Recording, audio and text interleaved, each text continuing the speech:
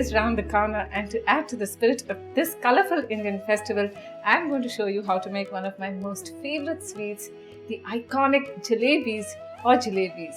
Let's start by making the jalebi batter. I'm going to put in about 250 grams, 1/3 of a cup of plain flour or maida.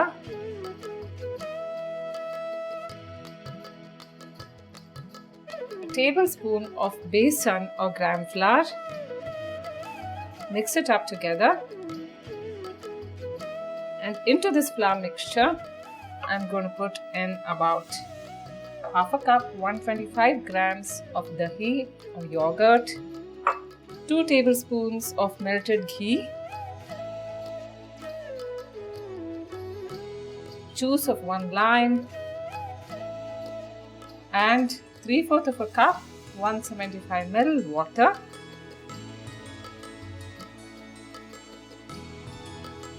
I'm going to mix all this up together until there are no lumps. The batter needs to be very similar to cake batter. If the consistency of the batter is loose, then the jalebis won't hold their shape when fried in the oil. I'm going to show you the consistency of the batter, which needs to be like this. A little turmeric powder, about 1/8 of a teaspoon. A little saffron powder. Mix it up well. This will give a beautiful golden yellow color to the jalebis. This is done, and I'm going to keep this aside for about 24 hours. The batter needs to rest and ferment lightly for about 24 hours, and this is very important for the jalebis to develop the right texture when fried. I've already kept the batter ready. When you lift the jalebi batter with a spoon, it needs to fall in a steady stream like this. And I'm going to put this batter into the squeeze bottle.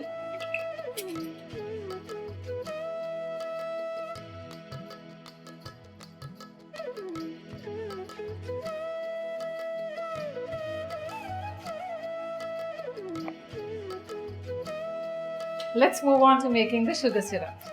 To make the sugar syrup, you need to put in about 2 cups or 440 grams of granulated sugar into a heavy bottomed pan. And then you need to put in about 1 cup or 250 ml water. And on low heat, you need to stir this until the sugar melts into the water. Once the sugar melts, you need to raise the heat a little and boil the syrup for about 4 to 5 minutes. I'm also going to add in a few saffron strands. Do not stir the sugar syrup at this stage.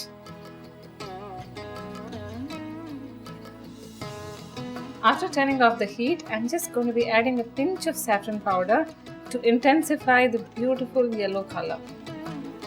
Time to make the jalebis. In any shallow pan or a jalebi tawa, you need to put in oil to a depth of about 1.5 inches. And I think the oil is ready to make the jalebis.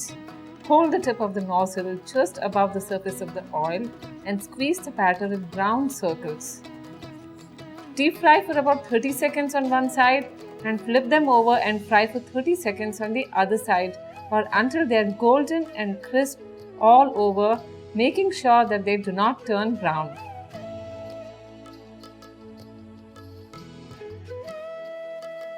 Lift the jalebis out of the oil and drop them into the hot or warm sugar syrup.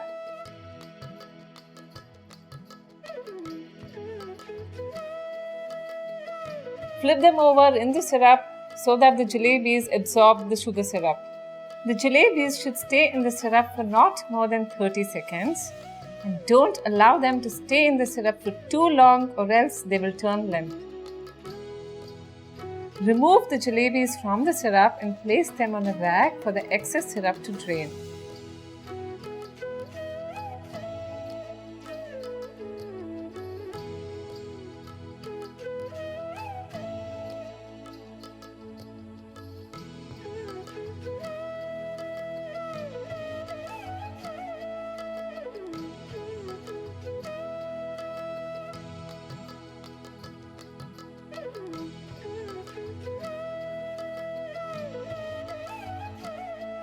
This jalebi recipe is a very traditional recipe and it does not contain any artificial colors, flavors or preservatives.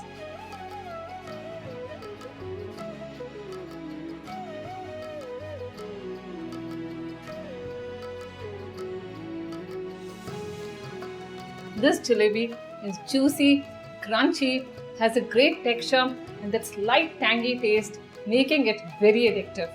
I could eat this for breakfast, lunch, dinner or snack, and that's how much I love these jalebis. Go ahead and make Holi or any other festival special by making this sweet delight.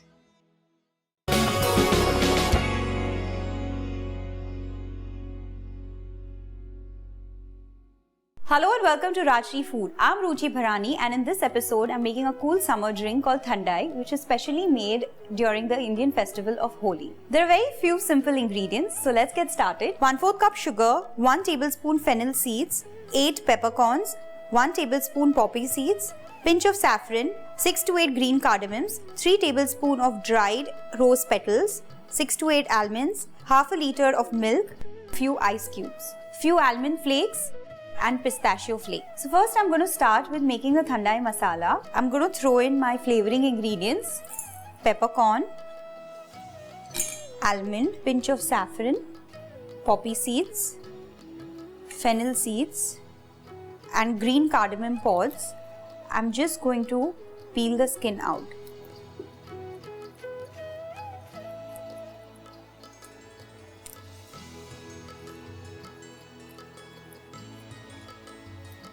I'm going to start grinding this into a fine powder.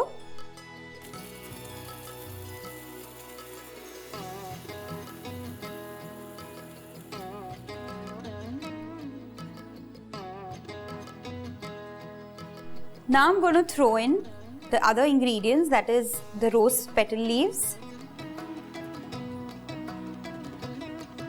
sugar. Now I'm going to grind this too.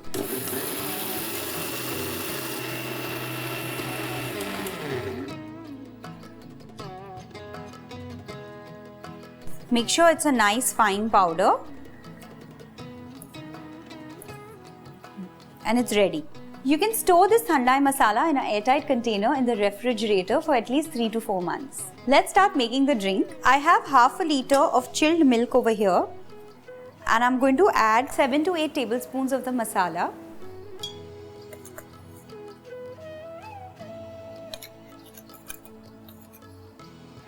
And a few ice cubes. I'm just going to blend this till it mixes well.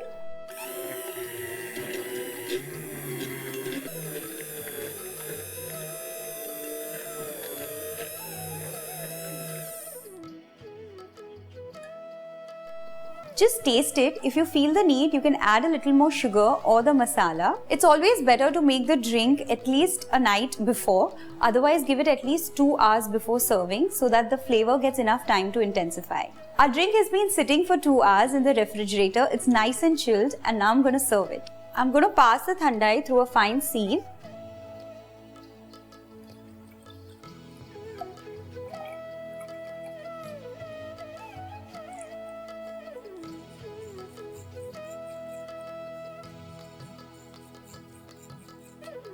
Just stir it with a spoon.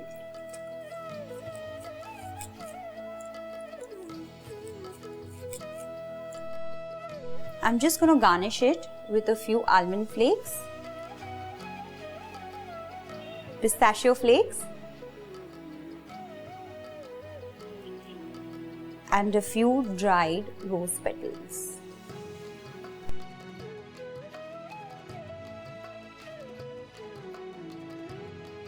Try this wonderful drink at home. I'm sure you'll love it. Don't forget to subscribe to Rajshri Food. Cheers!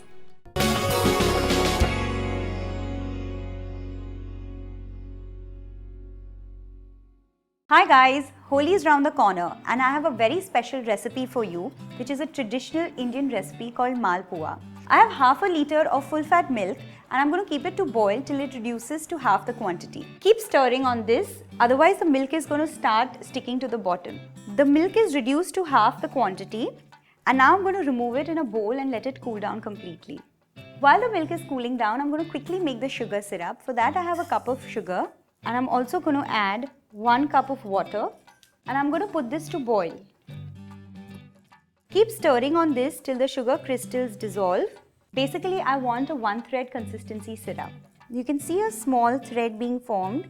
After you turn off the flame, add 1 teaspoon of cardamom powder and a few strands of saffron. Stir it in the sugar syrup and let it cool down a little bit. The milk is completely cooled down and now I'm going to add half a cup of plain flour and whisk it properly. Make sure there are no lumps.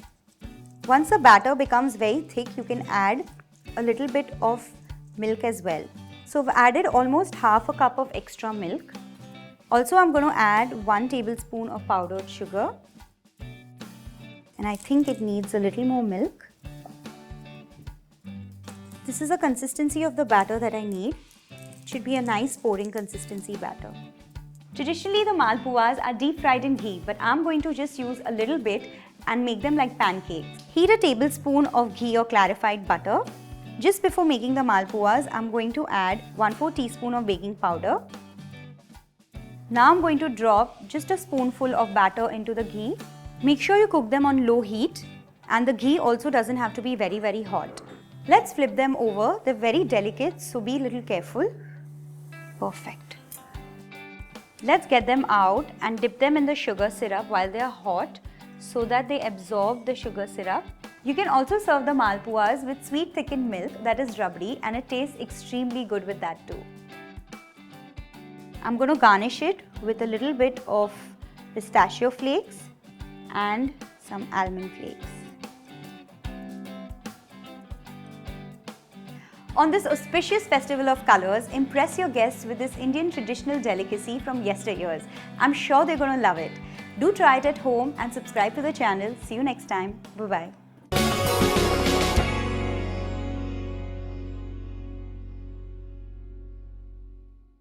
Sweets is an integral part of Indian cuisine. Karanji is one such easy and interesting sweet to make. You can call it gugra or gujia. So let's just make it. I'm going to start with making the dough first. 3/4 cup plain flour, 2 tablespoons of semolina, 2 to 3 tablespoons of ghee. So I'm going to add 2.5 and I'm going to mix all these ingredients and I'm going to add water and make the dough. Make a soft dough.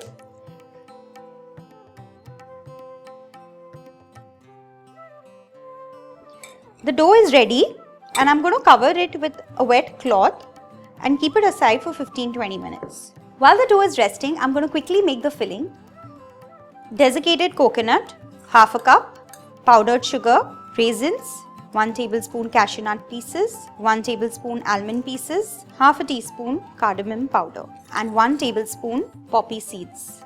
Let's mix everything properly. And the filling is ready. So let's start shaping the karanjis. I'm going to make small balls of the dough and keep them covered with a wet cloth at all times. And I'm going to take one and start rolling it.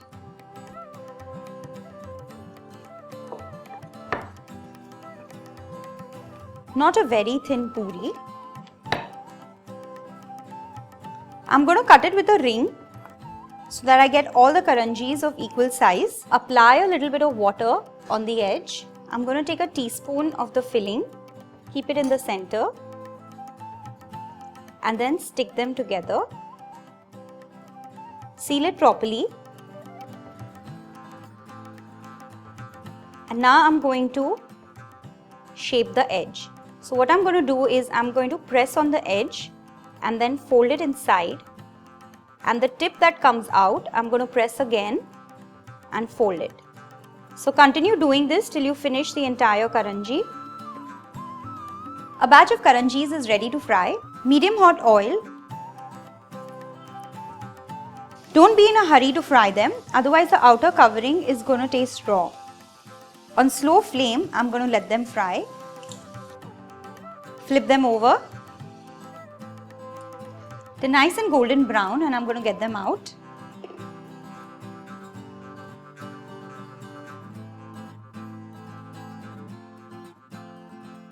Do subscribe to Rajshri Food and do try this at home.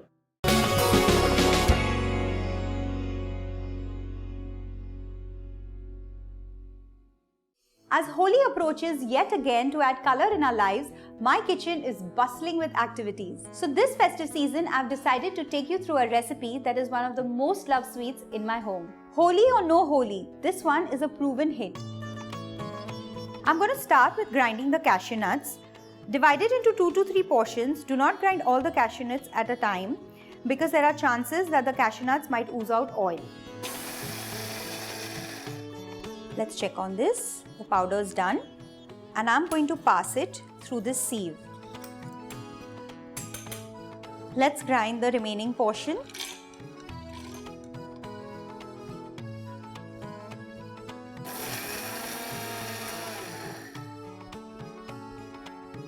Pass this powder through a sieve.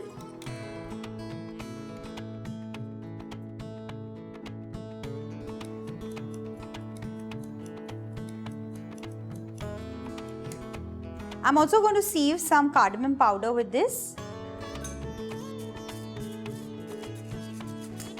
I think this is done now. I'm going to take 1/4 plus 1/8 cup of sugar and the same quantity of water. So 1/4 cup plus half of it, that is 1/8.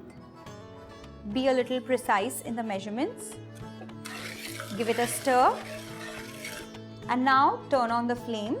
Let this boil for 4 to 5 minutes and keep stirring. While the sugar syrup is boiling, I'm going to quickly measure the cashew nut powder. I need exactly 1.5 cup. So let's measure this.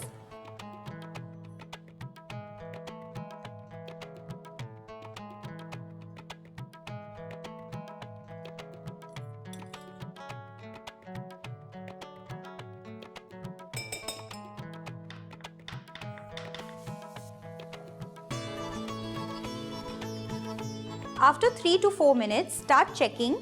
Take a little bit on the spoon and between your fingers and it should be a 1 string sugar syrup. So this is ready now. Turn off the flame.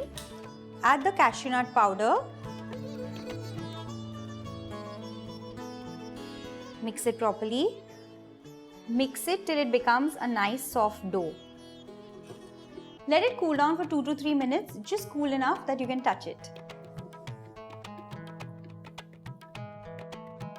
This has been cooling since 5 minutes and now I'm going to get this out on a greased thali.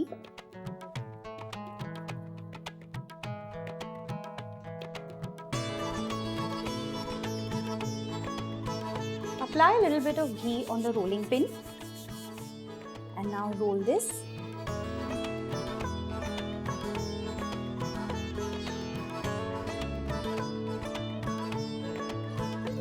I'm going to garnish this very carefully with some silver foil and now let this set for at least 30 minutes.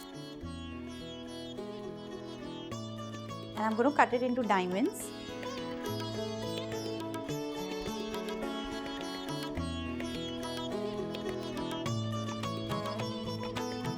Get splashed in colors and drenched in happiness. Wish you all a very happy Holi.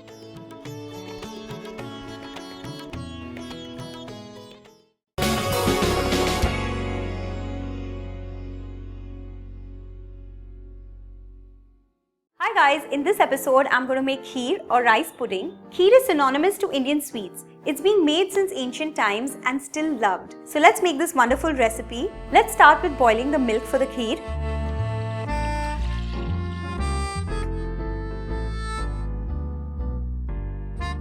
I've removed the water from the rice and I'm going to add it to the milk. Just stir this at regular intervals, otherwise it's going to start sticking to the pan. The rice is cooked and I'm going to add the sugar and the milk masala powder. I'm going to boil this till the milk reduces a little more. Milk masala is easily available in grocery stores or you can make it at home also. It's just a mixture of almonds, cashew nuts, pistachios, cardamom and saffron. Just grind everything and you'll get a nice powder. This is the consistency of the kheer I need, and now I'm going to turn off the flame. The kheer is ready. Garnish it with few almonds chopped, cardamom powder. Just serve it nice and chilled. Doesn't this look delectable? Do try it today and comment below. Subscribe to Rajshri Food and I'll see you soon with more such simple recipes. Bye-bye.